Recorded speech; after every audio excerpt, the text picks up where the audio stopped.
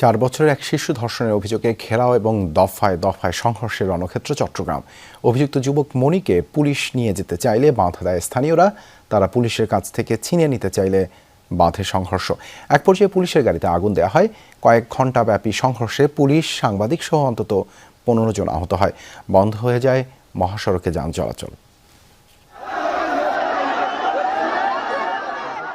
ঘটনার সূত্রপাত বৃহস্পতিবার বিকেলে। স্থানীয়দের অভিযোগ, চট্টগ্রাম নগরীর বাকুলিয়া চেয়ারম্যানঘাটা এলাকায় ডেকোরেশন দোকানের এক কর্মচারী 4 বছরের এক শিশুকে দোকানে ডেকে নিয়ে ধর্ষণ করে। খবর পেয়ে স্থানীয়রা ওই ভবন ঘিরে রাখে।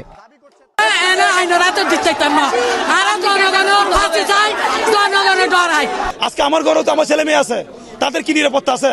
পুলিশ ধরে তো তাকে করে চালান করে দিলে সে 3 বছর 6 মাস পর জামিনে চলে আসবে। মেয়ের পিতা হয়ে আমরা তো এখানে খুব অসহায়ের মধ্যে আছি, দিন দিন এভাবে দর্শিত হয়ে যাবো। পুলিশ ঘটনাস্থলে গেলে বিক্ষুব্ধ শত শত লোকজন অভিযুক্তকে তাদের হাতে তুলে দেওয়ার দাবিতে পুলিশের গাড়ি আটকে বিক্ষোভ করে। ছত্রভঙ্গ করতে পুলিশ সাউন্ড গ্রেনেড, টিয়ারশেল ও রাবার বুলেট ছুড়লে 2 সংবাদকর্মী সহ কয়েকজন আহত হন। এক পর্যায়ে পুলিশের গাড়িতে আগুন দেয় জনতা। চট্টগ্রাম কক্সবাজার সড়কে বন্ধ হয়ে যায় যান চলাচল। সেটা আমার বন্ধুর মেয়ে ছিল, তো আমরা যাবো না ওকে করার জন্য। এখানে পুলিশে কেন আমাদেরকে লাঠিচার্জ করবে? গেট ভেঙে পাবলিক যখন ঢুকছে, পুলিশ এসে লাঠিচার্জ করতেছে, লাঠিচার্জ মানতেছে না, তখন পুলিশে ডাইরেক্ট ফায়ার। দর্শকের একটা বিচার হবে যে মৃত্যু, ওকে জনগণের গণতোলা দিয়ে মৃত্যুর বিচার হবে, এছাড়া কোনো বিচার হবে না।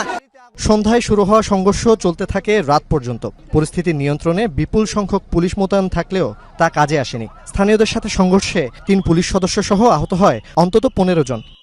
আমরা যথেষ্ট চেষ্টা করেছি, আমরা আরও ফোর্স আনার জন্য অপেক্ষা করছিলাম, সেটা হয়েছে। সেটা দেখেন আমাদের যথেষ্ট ফোর্স আসছে, আমরা এখন টোটালি নিয়ন্ত্রণে নিয়ে আসছি। ওরা চেয়েছিল কি ওখানেই তারা হাতে আইন তুলে নেবে এবং মেরে ফেলবে, কিন্তু আইন তো আছে দেশে, আইন তো মানতে হবে।